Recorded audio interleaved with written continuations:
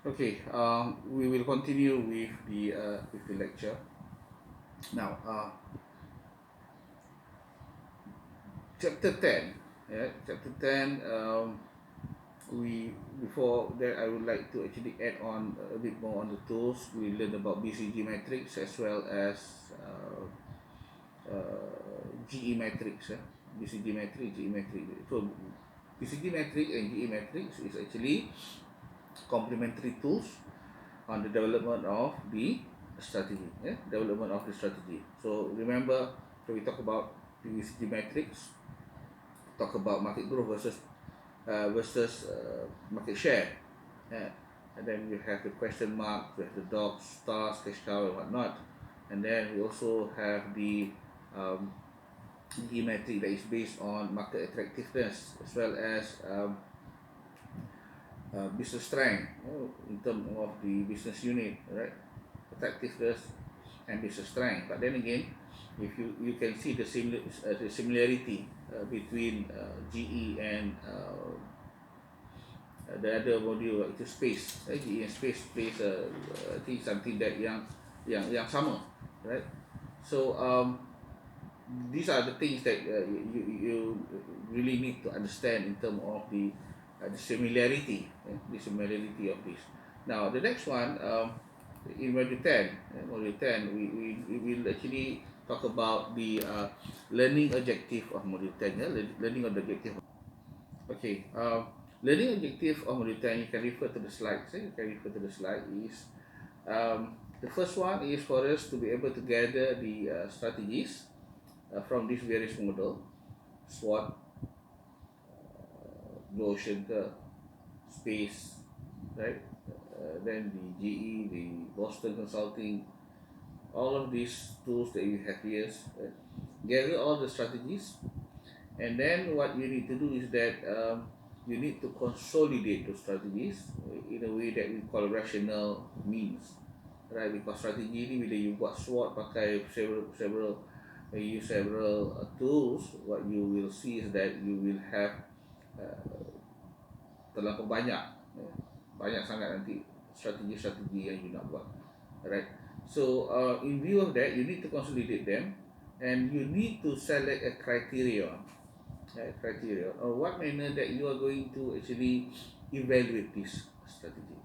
The criterion depending on what is important at the point of time.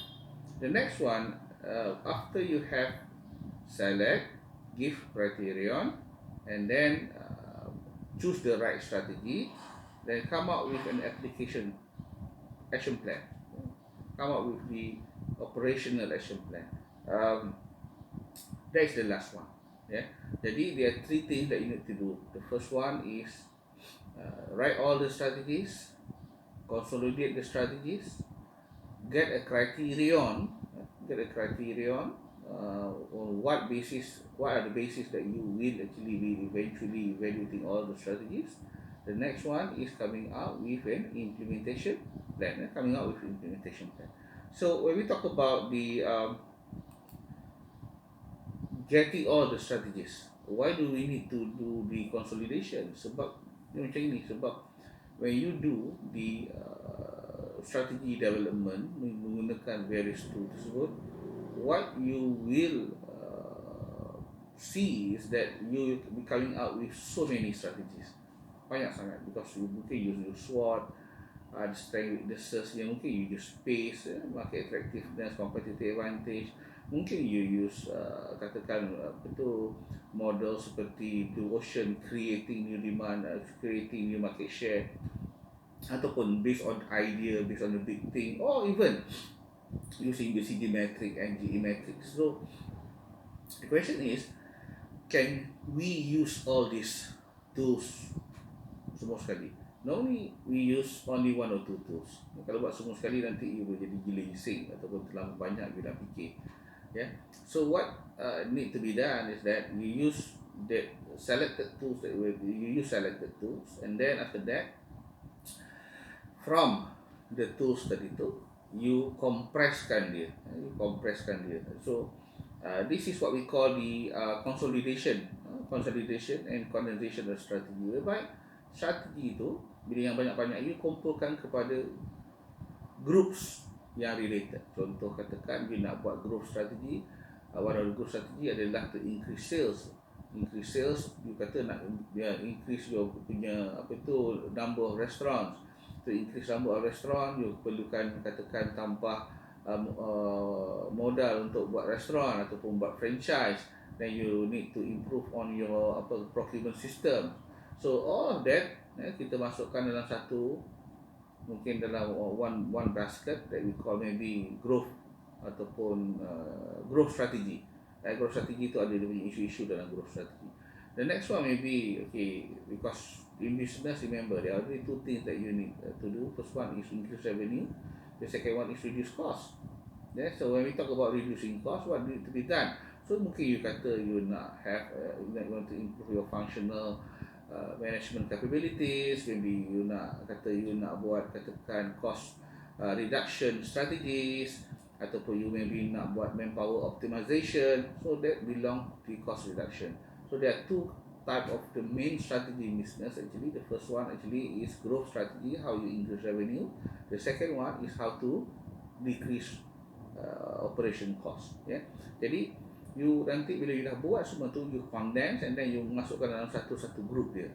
Ini growth strategy and this is cost optimization strategy. Dalam growth strategy dia ada banyak pula lagi. Dia mungkin in term of growth strategy, customer satisfaction strategy, then you have the business improvement strategy, then mungkin you have the learning strategy, for you to be able to come up with apa kita panggil a better organization. You nak juga growth strategy, learning strategy, or mungkin automation strategy. All those that actually moving forward kepada growth. And maybe even dalam cost optimization pun, you akan nampak bahawa there are many other strategies that you need to do. Contohnya mungkin in term of business process improvement to make things simpler. Contohnya seperti katakan kalau you buat fast food ataupun you buat restoran, mungkin you nak kecilkan you punya punya dapur ataupun kitchen supaya you have more place to eat, because certain manage fast food dia buat research on how to compress the kitchen, how to make it more effective based on workflow dan sebagainya, supaya kitchen jadi kecil and dining hall ataupun tempat makan akan jadi lebih besar.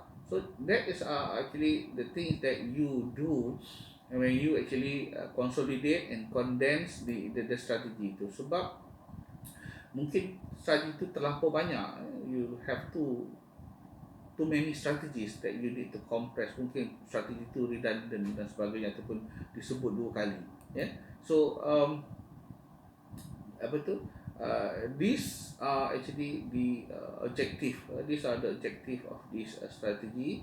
Yang pertama adalah you kumpulkan strategi, you groupkan strategi tersebut dalam apa yang kita panggil satu cluster. Dalam cluster tu ada sub cluster. Contoh tadi, remember growth, dalam growth ada about customer satisfaction, ada about process improvement, ada about learning strategy, ada about automation, right, ataupun new technology dan sebagainya. Those are the sub cluster. And then once you have kumpulkan semua tu, then you need to come up dengan apa yang kita panggil the matrix for you to evaluate. Matrix tu akan tengok juga, mungkin nanti kita akan discuss lagi, mungkin duit kita ada tak nak buat benda ni, ataupun bila kita buat ni, what is the increment on the profitability, and all of those things lah. So we will discuss that later on, but I want you to now I want you to actually go into the questions, right?